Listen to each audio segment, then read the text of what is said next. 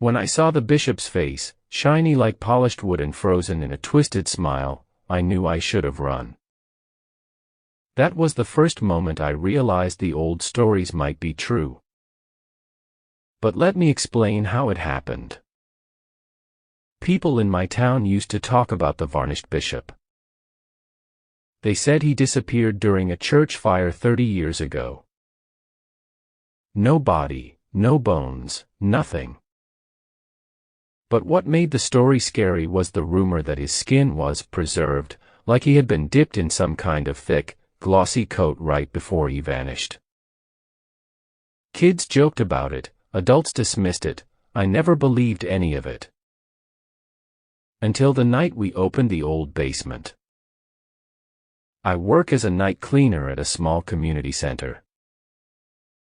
They were turning the old church next door into storage, and the contractor asked if I could help clear out the basement. It was supposed to be simple. Move some boxes. Sweep the floor. Lock up.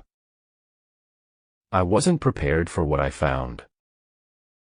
At the back of the basement was a wooden door with rusty hinges.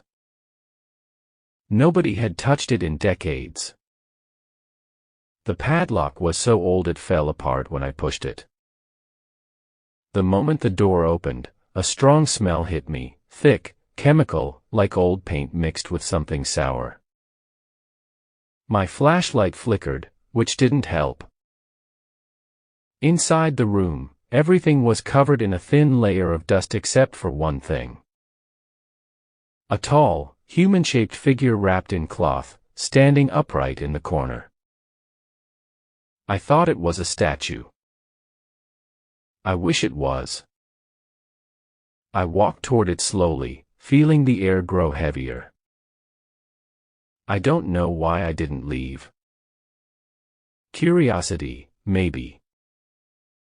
Or stupidity.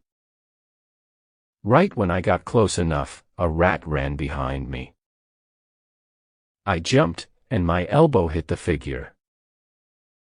The cloth slid off. And that's when I saw him.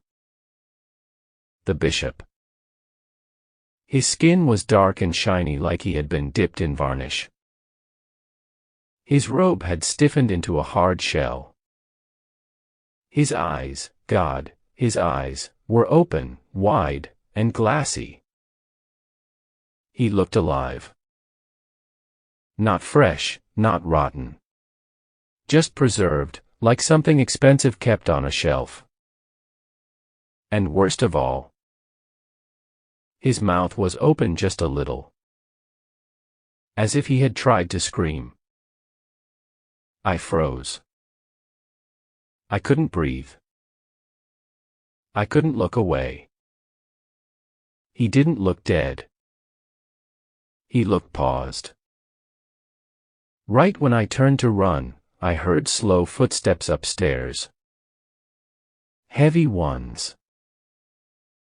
The kind that echo in old buildings. I thought it was the contractor, but he had left hours earlier. I called out. Hello. Anyone there?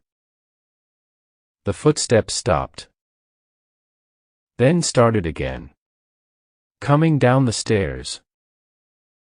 I panicked. I squeezed myself behind some old boxes, shaking so hard I thought the bishop would hear me, even in death. The footsteps reached the basement. Then the room. But the person, or thing, didn't come in. It just stood outside the door breathing slowly, like someone who was tired. Or watching. After a long minute, the breathing stopped. The footsteps went back up the stairs. I waited 10 more minutes before crawling out. The bishop hadn't moved, but I swear his head was tilted slightly more toward the door. Maybe I just imagined it. I hope I imagined it. I called the police. They took the body away.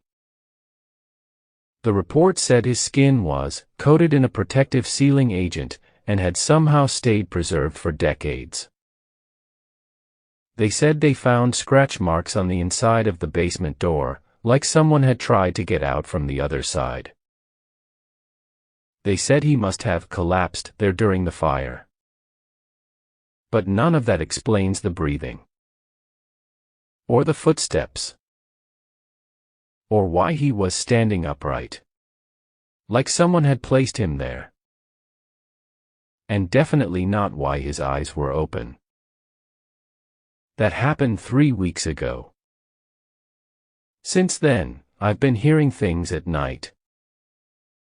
Slow footsteps outside my apartment. Soft breathing close to my window. A faint, chemical smell in my hallway. Last night, someone knocked on my door 3 times. I didn't open it. This morning, I found a shiny fingerprint on my doorknob. Thick. Smooth. Almost like dried varnish. I don't know if they buried him. I don't know if he was ever really dead. But I know one thing. Some doors aren't meant to be opened. And I opened one of them.